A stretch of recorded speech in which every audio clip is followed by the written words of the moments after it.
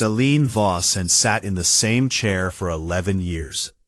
It was a tall chair made from pale stone that the Veth called Sorvan, a material they claimed symbolized permanence and order. To Celine, it just felt cold. Everything on Veth Prime felt cold. The council chamber was enormous. It curved in a wide circle, with hundreds of seats arranged in rising rows around a central platform. Each seat belonged to a species.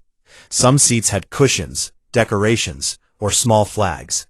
Earth's seat had nothing extra, just the pale stone chair and a small plaque that read, Provisional Member, Human Collective, Sol System. The word provisional had been there for 47 years. Nobody had ever talked about removing it. Celine was a tall woman with dark eyes and short gray hair that she kept neat and close to her head. She was 53 years old. She had spent most of her adult life in rooms like this one, listening to aliens talk about humanity, like humans were not in the room. She had learned to keep her face still. She had learned to write everything down. And she had learned very early that the council did not respect emotion. They respected data. Today she had data. She stood when it was her turn. The chamber's ambient sound dropped. A few of the Veth counselors adjusted their robes. The Orani representative, a wide creature with 4 arms and pale yellow skin, did not look at her. He was looking at his own screen, as if whatever Celine had to say was not worth his full attention. She spoke clearly and without rushing. She told the chamber that Earth survey teams had detected active construction signals in grid sectors 7 through 19 of the demilitarized expansion zone. The signals matched Orani engineering frequencies. The construction had been going on for at least 12 years. She placed them on the shared data feed so every seat in the chamber could see them. She reminded the chamber that the Non-Aggression Compact of 2142 forbade any council member from developing or fortifying that zone. Earth had followed that rule. Earth had stopped 3 separate colonization programs because of that rule. Earth had been told repeatedly that the zone was sacred, a buffer, a guarantee of peace. She asked the chamber to explain what she was looking at.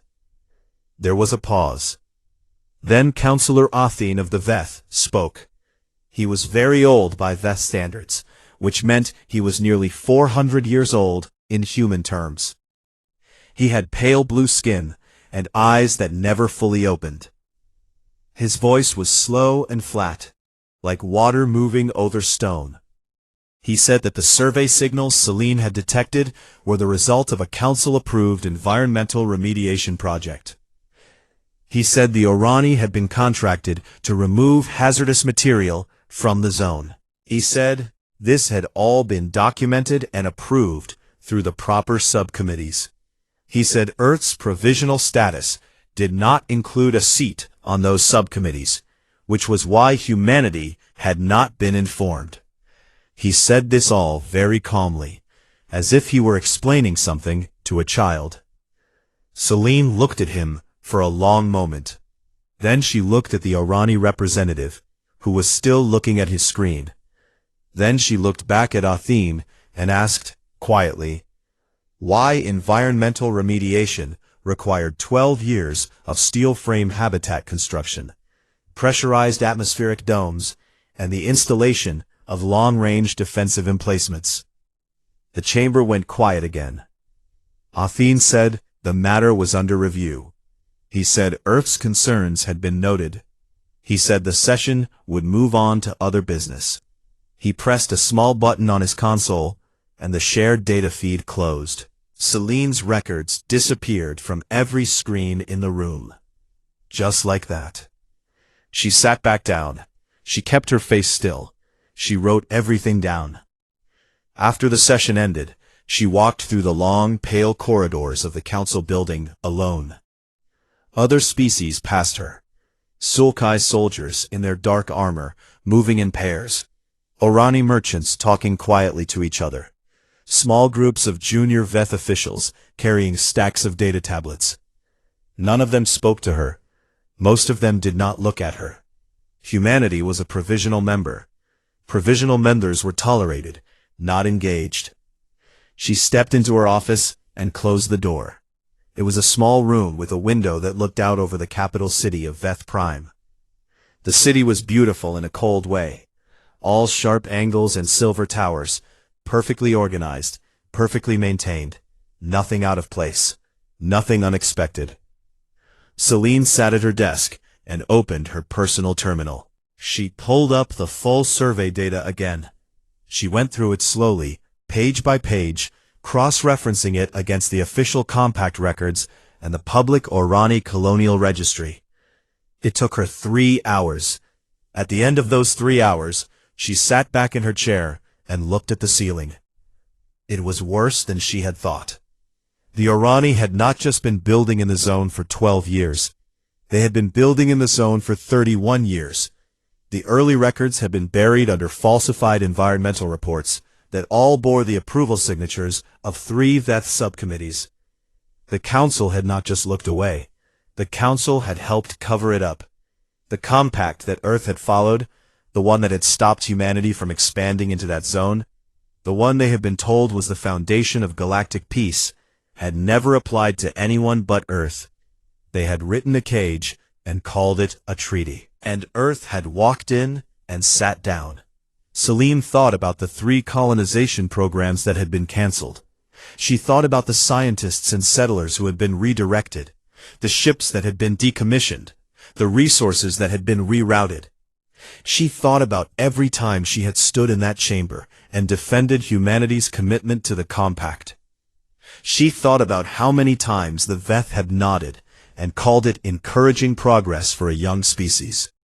She pulled up a new message window. She opened an encrypted channel, the kind that did not route through Council networks, the kind that Earth's intelligence services had built and maintained quietly for the past 2 decades, just in case. She typed a short message. She read it once. Then she sent it. The message went to one address. It belonged to a woman named Dara Okeke, who held a rank that officially did not exist, running a program that was officially not happening. The message said, "They lied, all of them. Do what you need to do." Then Celine closed the terminal, folded her hands on the desk, and looked out the window at the perfect silver city. Somewhere out there, the galaxy was going about its business, completely unaware that something had just changed. She did not smile. She just waited. That was something humans were very good at.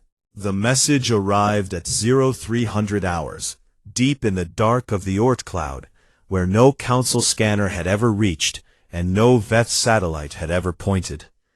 Admiral Dara Okeke was already awake. She was always awake at 0300. Sleep, she had decided years ago, was something she could afford less of than time. She read the message once. She set down her coffee. She pressed a button on her console and said 2 words into the open channel. Begin activation. That was all it took. The galaxy thought it knew where humanity stood. The Council had spent 47 years making sure of it. They had watched Earth's official fleet registries, counted the ships, monitored the construction yards around Mars and the Moon, and calculated that humanity was at best a mid-tier military power, capable enough to defend its home system, too small to threaten anyone else. They had built their entire policy toward Earth on that calculation. They had never asked whether the calculation was correct. The answer was that it was not even close.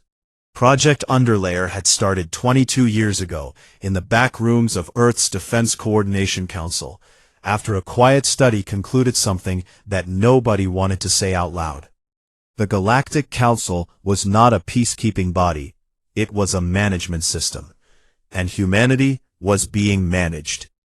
The non-aggression compact, the provisional membership status, the restricted expansion zones, all of it was designed not to keep the peace, but to keep Earth contained, small, and dependent on Council goodwill.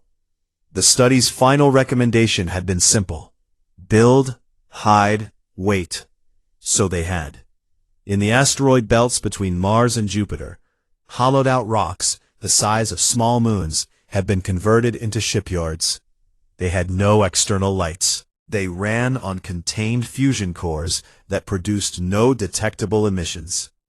The workers who built them had signed agreements that their families took seriously, because the agreements explained, in plain language, what would happen to humanity if the Council discovered what they were doing before they were ready. In the upper atmosphere of Saturn, massive construction platforms had been suspended in the gas layers, invisible to any scanner that was not already looking at exactly the right altitude with exactly the right frequency. New weapon systems had been tested there, inside the storm bands, where the interference was so thick that even Earth's own monitoring stations could not get a clean read. In the deep Oort cloud, at the very edge of the solar system, 14 battle groups sat in cold sleep, engines off, crews rotating on minimal duty cycles, waiting. They had been waiting for years. Some of the crew had been born waiting. They knew what the waiting was for. Admiral Okeke stood on the bridge of the UEF Resolute, the flagship of the first battle group, and watched the activation sequence run across her displays. One by one, then in clusters, then all at once, the ships of the underlayer fleet came online. Power cores lit up. Navigation systems ran their checks. Weapons batteries cycled through their readiness protocols. Across 14 battle groups spread through the dark edges of the solar system, over 200 warships woke up. They were not ships the galaxy had ever seen. The Council had been watching the wrong shipyards. The Mjolnir-class dreadnoughts were the largest. There were 9 of them. Each one was almost 3 kilometers long, built wide and heavy, with layered armor that the engineering teams had spent 15 years developing.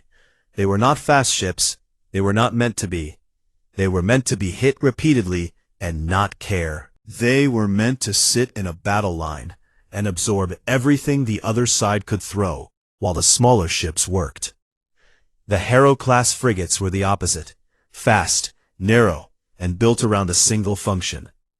They carried autonomous combat platforms in their lower bays, small unmanned ships that could be launched in swarms and directed by a single operator.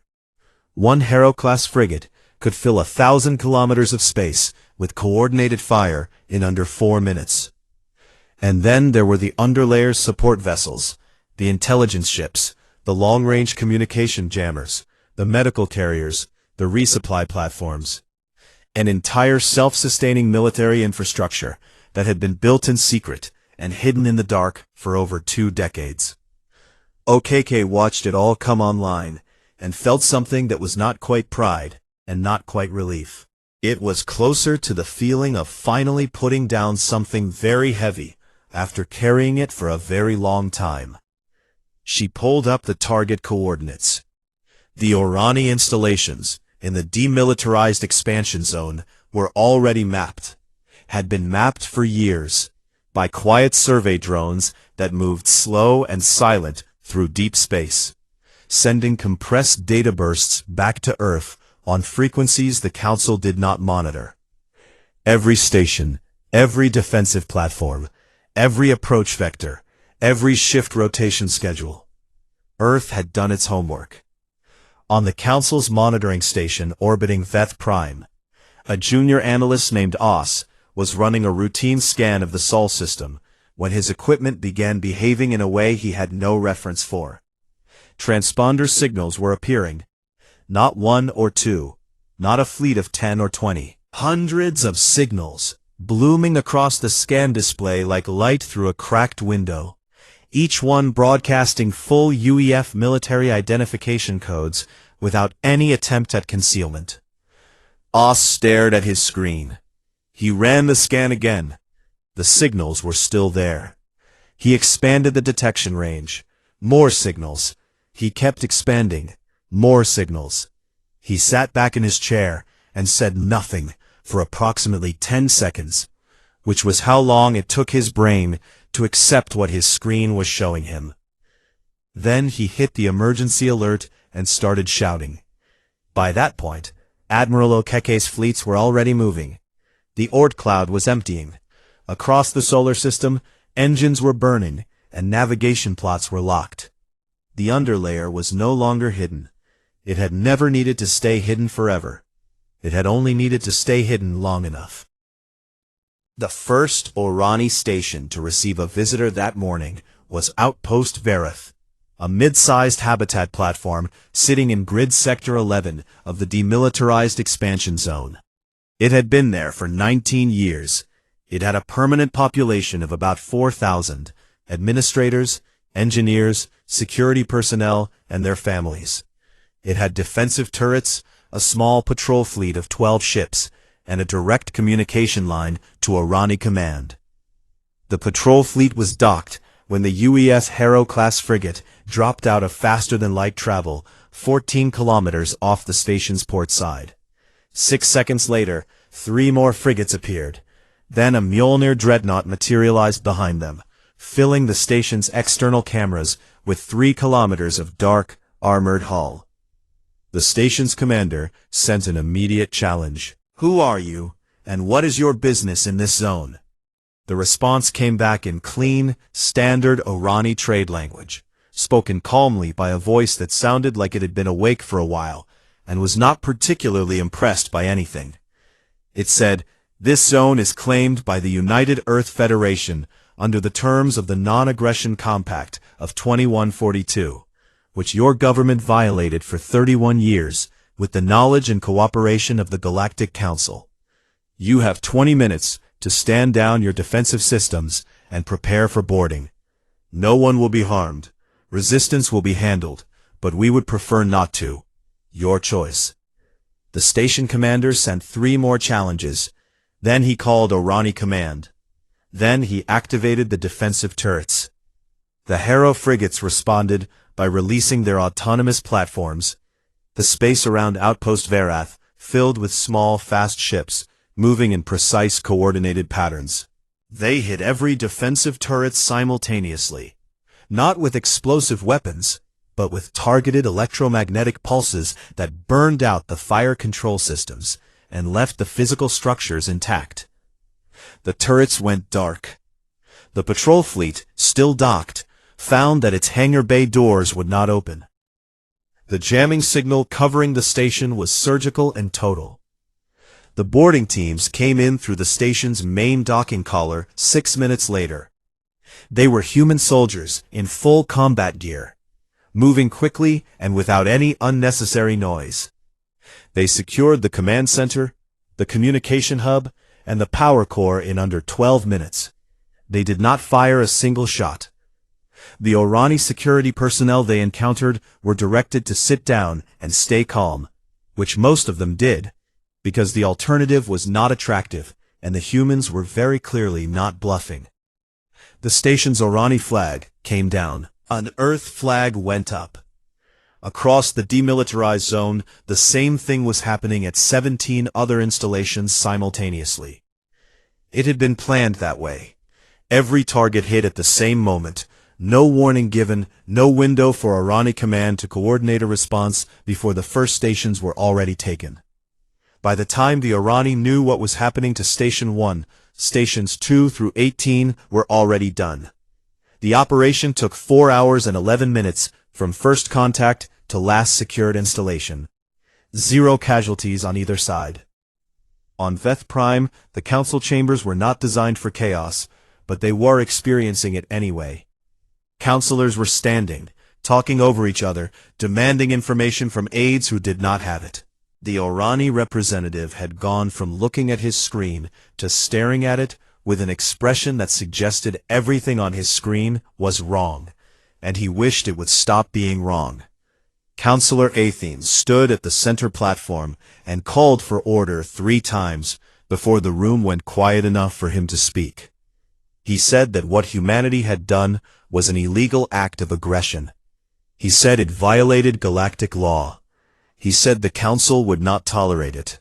He said Earth would stand down immediately or face consequences. Then, Earth's response came through the main chamber speakers. It was not Celine Voss's voice. It was a pre-recorded broadcast, already transmitting on every open Council frequency, in all 47 recognized languages of the galaxy, simultaneously. which meant that it was not only being heard in this chamber. It was being heard everywhere. The broadcast said, "The United Earth Federation has today reclaimed territories in the demilitarized expansion zone that were illegally occupied by Orani colonial authority, with the documented knowledge and cooperation of the Galactic Council. Evidence of this conspiracy, including internal council communications, falsified remediation reports, and approval signatures from 3 VETH subcommittees, is attached to this transmission. Every member species of the Council, every independent world, and every media organization in the galaxy has received a copy. We have secured these territories with minimal force and 0 civilian casualties. We will hold them. Any fleet that enters this zone will be regarded as a hostile combatant. This is the only notice we will give." The chamber was very quiet. Then every screen in the room lit up with incoming messages from minor species embassies, independent colony worlds, and galactic news organizations. The evidence package had arrived. People were reading it. People were talking about it. The galaxy, which had been asleep an hour ago, was now very much awake. Commander Harath of the Suokai had been monitoring the Sol sector from a safe observation distance when the operation began. He was a veteran warship commander who had seen 3 conflicts in his career and had a reputation for being hard to surprise. He was currently very surprised. He had watched the engagement data in real time, the coordinated strikes, the simultaneous boarding operations, the jamming coverage, the precision of the autonomous platforms. He had run the numbers on the timing. The humans had hit 18 targets at the exact same moment. The planning required to do that, the intelligence gathering, the coordination across that much space, the logistics of moving that many ships without detection. It was not the work of weeks or months. It was the work of years, maybe decades. He thought about the Mjolnir dreadnoughts he had seen on the sensor feeds. He pulled up the classification reports his analysts had written in the past 2 hours. Every report used the same word: unknown. Unknown hull configuration, unknown armor classification, unknown weapon signature, unknown drive signature. He sat in his command chair for a long time after that. Then he opened a channel to Orani Grand Admiral Vethra, who was already assembling a punitive fleet on the far side of the zone. The Grand Admiral looked like a man who had made a decision and intended to carry it through regardless of what anyone said. Wrath told him, plainly, that he had watched the operation and that he was advising against a military response until more was known about human capabilities. The Grand Admiral said that humanity had seized Orani property and that an answer was required. Wrath said he understood. He said he just wanted it noted, formally, that he had advised caution. The Grand Admiral said it was noted. Then he closed the channel and went back to assembling his fleet. Wrath looked out at the space in front of his ship for a long time after the channel closed. He thought about the humans. He thought about 22 years of silence, of building in the dark, of sitting in a chamber and smiling while the cage was being built around them. He had fought many enemies in his career. He had never fought one that patient. He was not sure he wanted to start now. Grand Admiral Vethra had commanded the Orani fleet for 16 years, and in that time he had never lost a battle. He was large even by Orani standards, with broad shoulders and the kind of stillness that powerful people develop when they have spent enough years being obeyed. His ships were the finest the Orani compact could produce. His crews were experienced, well-trained, and loyal. He had 340 warships under his command, gathered from 3 different sectors in the 20 hours since the zone seizure. He was confident. He was also, though he would not have admitted it, slightly unsettled. The intelligence reports on the human fleet had not been useful. His analysts had given him ship counts, formation positions, and approach vectors, the basic information. What they had not been able to give him was any reliable data on the capabilities of the ships he was being asked to fight. The Mjolnir-class dreadnoughts were unknown vessels. The autonomous combat platforms had no entry in any Council weapons registry. The human fleet's electronic warfare capability had blanked Orani sensors during the zone operation so thoroughly that his best analysts were still not sure exactly how it had been done. He had 340 ships with known capabilities against an unknown number of human vessels with unknown capabilities. He reminded himself that humanity was a young species, a provisional member. Their technology was necessarily inferior. That was simply the reality of things. Older species built better weapons. That was how it worked. He crossed into the demilitarized zone at the head of his fleet and felt the familiar steadiness of command settle over him. Whatever was waiting, he had faced worse. Probably. What was waiting was Admiral Dara Okeke. She had positioned the 1st and 3rd battle groups in a wide defensive formation across the zone's central corridor, the most direct approach from Orani space, which her planners had identified as the most likely route for a punitive response 3 years ago when the contingency files were first written. 2 Mjolnir dreadnoughts anchored each end of the line. Between them, 47 Harrow-class frigates sat in staggered rows. Behind the entire formation, barely visible on sensors, kill drone clouds drifted in holding patterns. Tens of thousands of autonomous platforms, cold and quiet, waiting to be directed. Okeke was a compact woman with a steady voice and hands that never shook. She had been in the underlayer program for 18 years. She had never commanded a battle in anger. She had spent 18 years planning for one. Now she stood at her bridge display and watched 340 Orani warships come toward her, and felt less afraid than she had expected. She had run this scenario 412 times in simulation. She had won 397 of them. Veth Ra hailed her. The channel opened, and his wide face filled the display, composed, formal, carrying the specific kind of authority that expected to be recognized. He told her that she was in violation of galactic law. He told her that she had 1 hour to release all seized Orani stations and withdraw human forces from the zone. He told her that failure to comply would result in military action. His tone was the tone of a man delivering instructions, not offering options. Okeke looked at him for a moment. Then she thanked him for the call. She told him she had reviewed his ultimatum and that she had a counter-proposal. She said he had 30 minutes to begin withdrawing his fleet back across the zone boundary. She said that if he did not begin withdrawing in 30 minutes, her forces would assist him in doing so. She said she wanted to be very clear that this was a genuine offer, not a provocation, and that she preferred the first option strongly. She said all of this in the same calm voice she used for everything. Veth Ra stared at her for a long moment. Then he closed the channel. 29 minutes later, with no withdrawal in progress, Okeke gave the order to engage. The Harrow frigates released their platforms first. 47 ships opened their bays simultaneously, and the space between the two fleets turned dense and complicated very fast. The drone swarms moved in coordinated patterns that looked chaotic, but were precisely directed, targeting Orani weapon systems, communication arrays, and engine blocks in a strict priority sequence. Disable, don't destroy, move to the next target. The Orani fleet fired back. Their weapons were good. Some of the drones were hit. Most were not. There were too many of them moving too fast in too many directions for conventional targeting systems to manage. The Orani point defense networks, designed to handle incoming missiles and fighters, had not been built for swarms of 300 autonomous units operating as a single distributed system.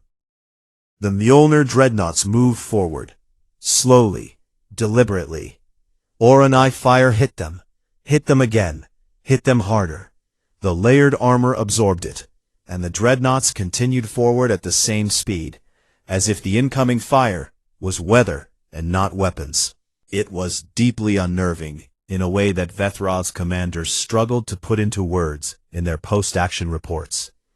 Because they had never seen a ship take direct hits from heavy weapons, and not react.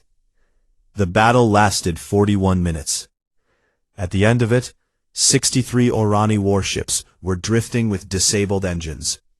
Vethra's flagship had been boarded by a human rapid entry team that had come through the hull in a section he had not known was compromised.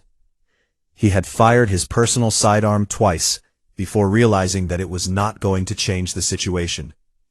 He had surrendered to a human sergeant who was approximately half his size, and had the manner of someone with a very full schedule.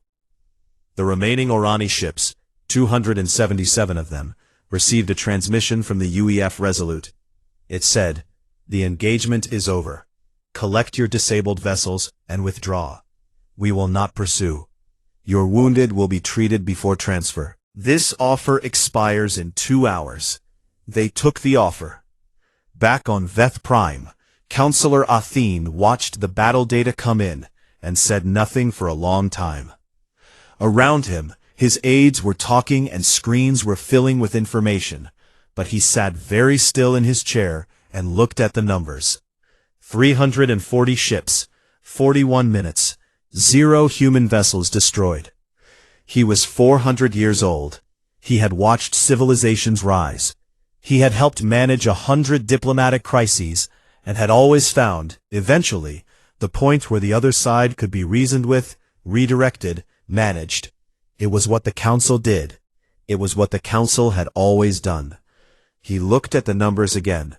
He began, slowly and for the first time, to understand that humanity had not been waiting to be managed. Humanity had been waiting for this. On the deck of the Resolute, Commander Harath's personal message arrived in Okeke's secure inbox. It said only, "I advised against it. I want that noted." Then, after a pause in the timestamp, a second line. "Well fought, Admiral."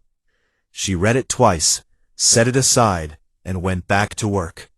There was still a great deal to do. The council chambers on Veth Prime had never been designed for the kind of meeting that was happening now.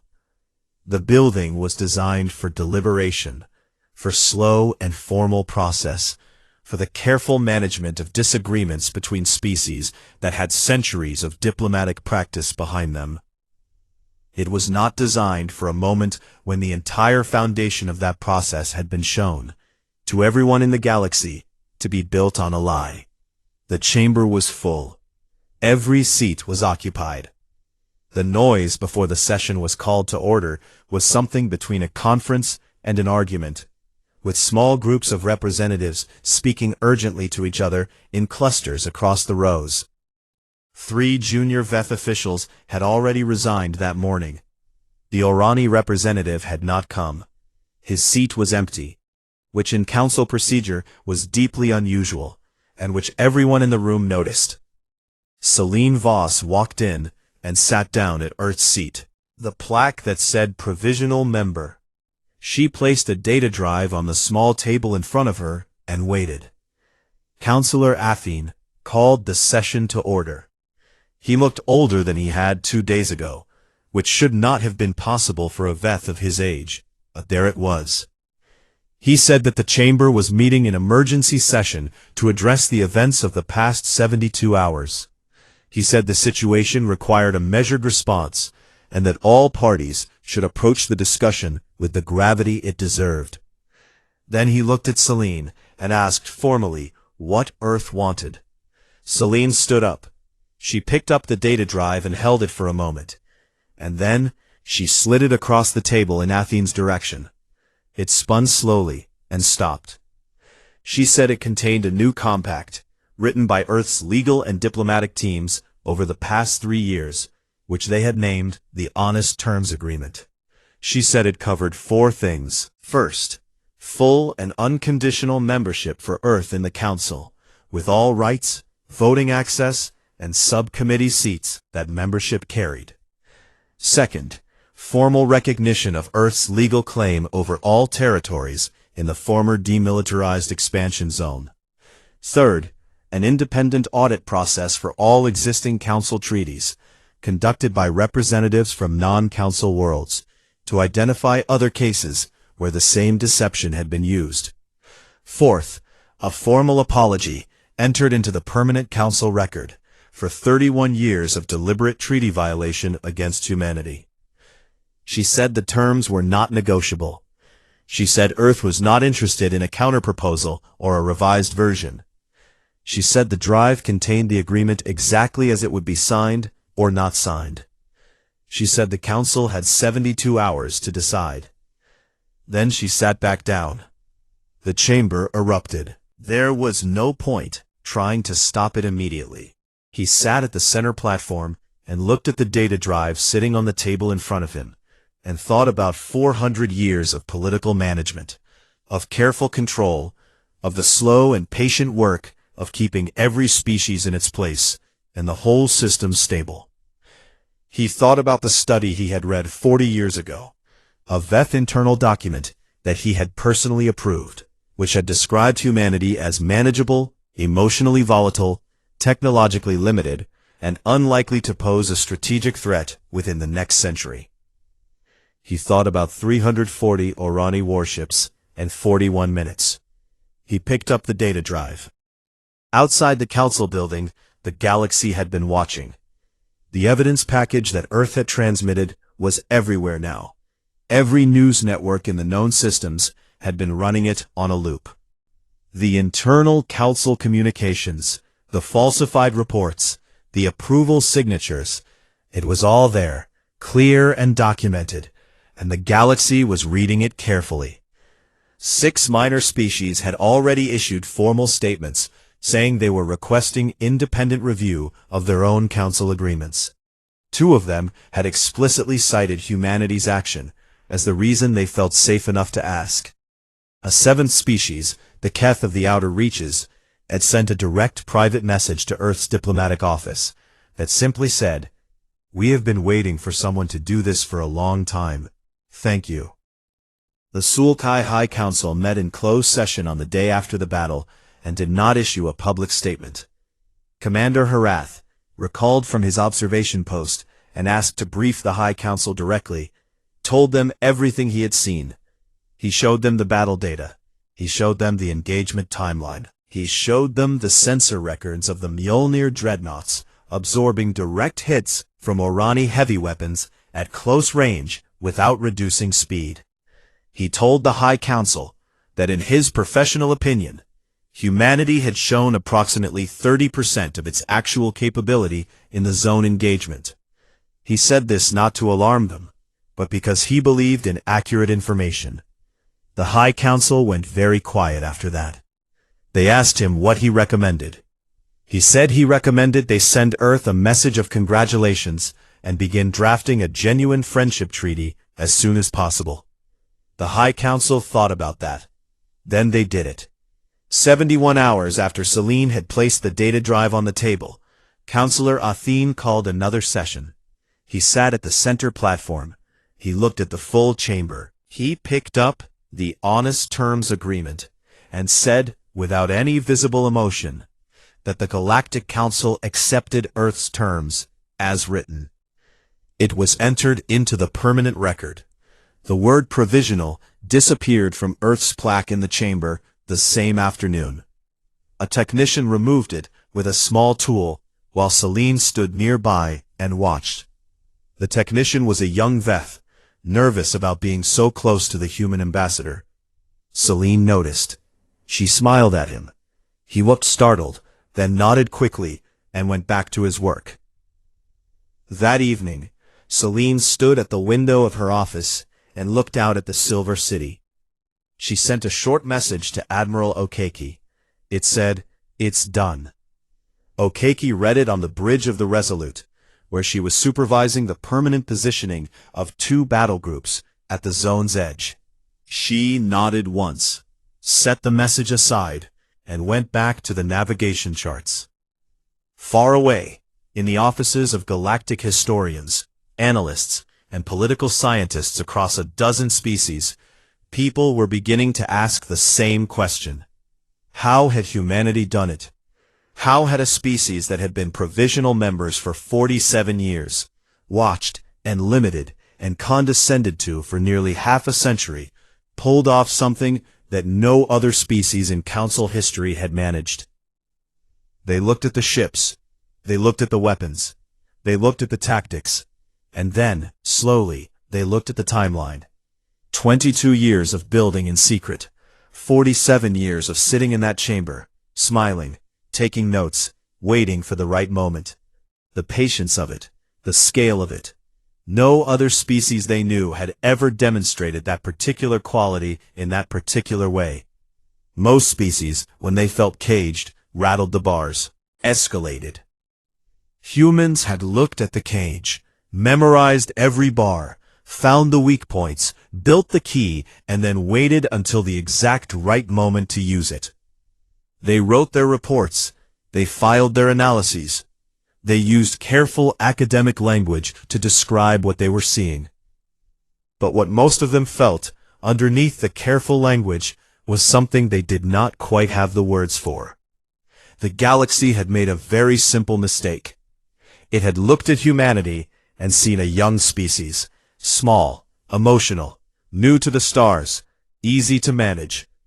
It had never stopped to ask what humanity was doing when no one was watching. It had never considered that the most patient creature in a room is rarely the most powerful one at the start.